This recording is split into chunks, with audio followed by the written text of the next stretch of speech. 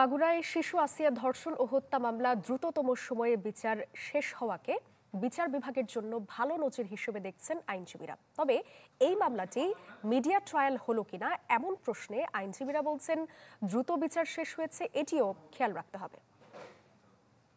বাংলাদেশের ইতিহাসে এটি একটি দৃষ্টান্তমূলক বিচার হয়েছে, যেখানে অতি দ্রুত প্রকৃত অপরাধীকে আইনের আওতায় আনা সম্ভব হয়েছে।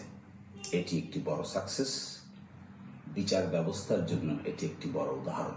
এই মামলার মাধ্যমে সরকার বা বিচার বিভাগ একটা মেসেজ দিল যে বিচার বিভাগ চাইলে 12 কার্য দিবসেও ট্রায়াল শেষ হওয়া সম্ভব। 3 মাসের মধ্যেই এই হত্যাকাণ্ডের বিচার হয়েছে এবং বিচারে প্রধান আসামির ফাঁসি হয়েছে। পাশাপাশি যাদেরকে খালাস দিয়েছে সেটিও একটি ভাবনার বিষয়। তাদের যদি সম্পৃক্ততা থাকে, তারা যদি অ্যাবেট করে থাকে, তাদের খালাস দেওয়া নিয়েও ভাবতে হবে।